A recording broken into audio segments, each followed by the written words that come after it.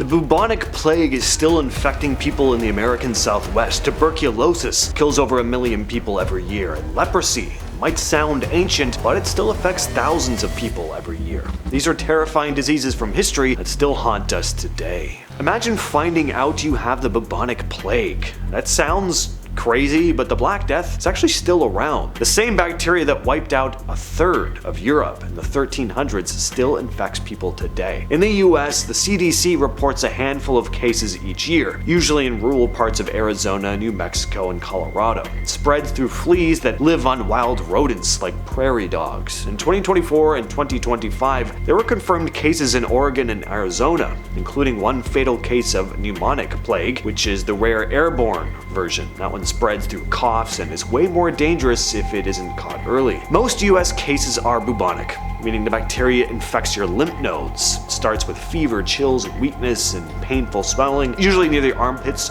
or groin. If caught quickly, antibiotics work. If not, it can spread to the lungs. Obviously, the plague isn't the threat it was in the medieval era, but it's kinda nuts that it actually never fully went away. Tuberculosis is one of the oldest diseases we know of. It's been found in 4,000-year-old mummies and was talked about in ancient medical texts. It still kills more people than any other infectious disease today. In 2023, over 10 million people got sick with TB, and this is crazy. In 2023, just over 1 million people died from it. It spreads through the air when someone coughs or sneezes. Symptoms don't always show up right away, but when they do, it usually starts with a persistent cough, chest pain, fatigue, weight loss. Mostly affects the lungs, but it can hit other parts of the body too. Most people carry it in the latent form, meaning they're infected but not contagious. But if their immune system weakens, the disease can become active. Resistant TB is becoming an issue too. In 2023, there were over 400,000 cases that didn't respond to standard treatment. A lot of those people didn't get treated either because they couldn't afford it or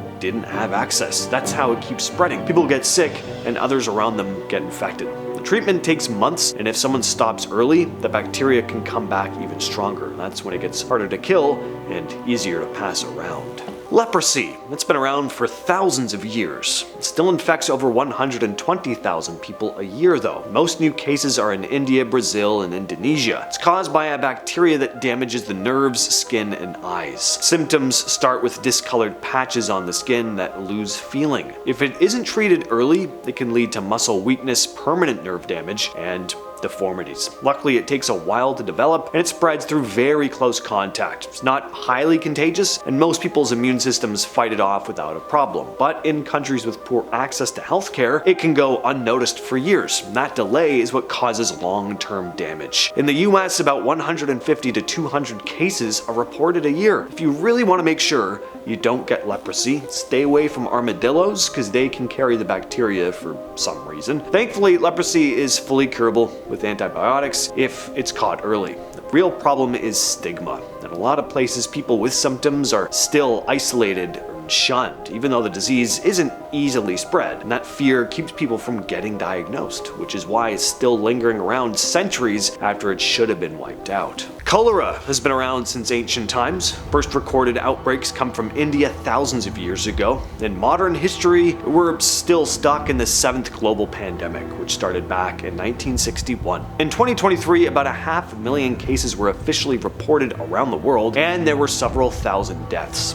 Africa has been hit hardest recently, with countries like Malawi, Mozambique, Zimbabwe, and Angola seeing massive outbreaks. Cholera hits fast. It causes sudden, severe diarrhea that can dehydrate someone in just hours if it's left untreated. The bacteria is spread through water or food contaminated by sewage, so outbreaks usually happen when there are sanitation problems. The good news is cholera is completely treatable with vaccines, but where those aren't available, the disease keeps coming back, killing thousands of people every year. The scary part is how quickly it can spread once it gets going, especially when you have crowded places or after things like floods and disasters. In a lot of areas, people still don't have access to clean water or working toilets, and that's all it takes for cholera to come back and start taking lives again. Syphilis first blew up in Europe in the late 1400s, earning the nickname the Great Pox. It's caused by a bacteria that can damage the heart, brain, nerves, and other organs. With antibiotics, syphilis cases dropped in the 20th century, but rates have been climbing again in many parts of the world, including the US, Canada, Europe, and Australia. Most new cases happen in young adults. Early stages cause painless sores, but if it isn't treated, it moves into a latent phase and later can cause severe, life-threatening damage. Treatment is simple and it's pretty effective, again, if it's caught early. Usually a single shot of penicillin will work, but a lot of people don't realize they have it until it's in its later stages. So the increase in cases means testing and prevention aren't keeping up, and congenital syphilis, passed from mother to baby, is also rising in some countries. Smallpox officially got wiped out in 1980, and for a while it felt like the nightmare was over. But the virus isn't totally gone. There are still samples sitting in labs in the US and Russia. If it ever accidentally got out though, the world would be in serious trouble because most people alive today were never vaccinated for it. They just didn't need to be. We'd basically be starting from scratch, and now there's something else to watch. Mpox, which used to be called monkeypox. It's related to smallpox and started showing up in countries outside Africa in 2022. Unlike smallpox, Mpox spreads mostly through close skin contact and causes flu-like symptoms, followed by nasty blisters and rashes. It's not usually deadly, but it can still land people in the hospital, especially if they're immunocompromised. There is a vaccine that protects against both Mpox and smallpox, but it's not part of routine immunizations anymore, and in most countries, only certain high-risk groups have access to it. So some experts are pushing for more stockpiles and faster emergency plans in case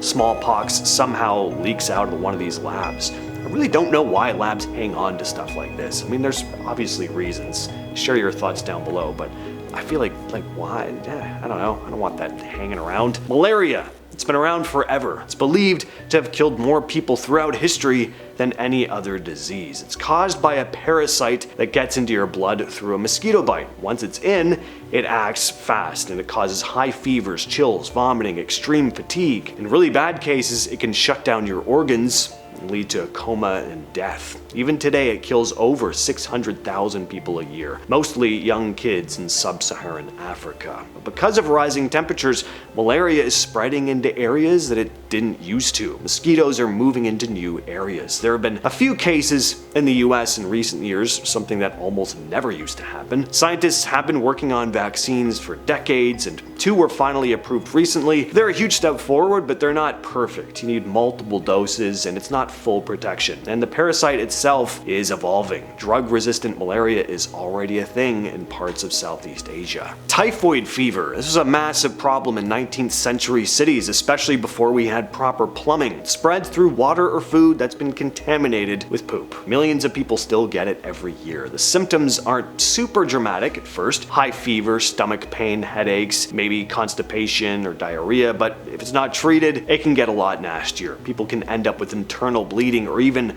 a perforated bowel, which can be fatal. A perforated bowel is when there's a hole in the wall of the intestine, so bacteria and waste leak into the abdominal cavity. It's very serious and usually needs emergency surgery to fix. Typhoid fever isn't just an issue in low-income areas. Travelers from wealthier countries can bring it back from trips overseas, and what's making it worse now is antibiotic resistance. There's a strain going around, especially in Pakistan, that doesn't respond to 5 different antibiotics. That makes it harder and of course more expensive to treat. And in some cases, hospitals are running out of options. And since symptoms are pretty average, it's stuff you see in all kinds of different things, it's easy to misdiagnose until it's serious. Gonorrhea, one of the oldest known STDs. It's been around since ancient China and Rome. The tricky part is a lot of people don't notice any symptoms, so it spreads. If it's not treated, it can cause serious problems like infertility, infections in your body. The biggest worry right now is super gonorrhea, strains that don't respond to the usual antibiotics. Over the past decade, these antibiotic-resistant versions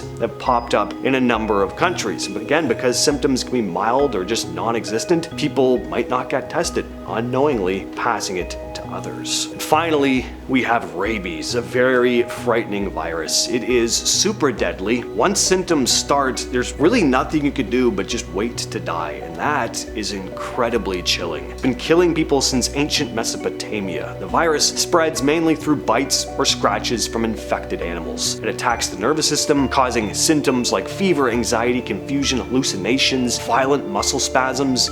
People will suddenly be scared of water. Now, rabies is 100% preventable if you get vaccinated super soon after exposure, but in a lot of parts of the world, especially in rural areas of Asia and Africa, people don't get the vaccine fast enough or at all. That's why thousands of people still die from rabies every year. In places like the US, rabies is rare in humans because of pet vaccinations and good access to medical care, but wild animals can still carry it, so vets and wildlife workers need to be very careful. And hey, word of the wise, if you ever get scratched by a raccoon or a feral cat and you think you're fine, just go to the hospital. Better to err on the side of caution. With all that said, I've been your host, James. I'll catch you, yes, you specifically, in the next video.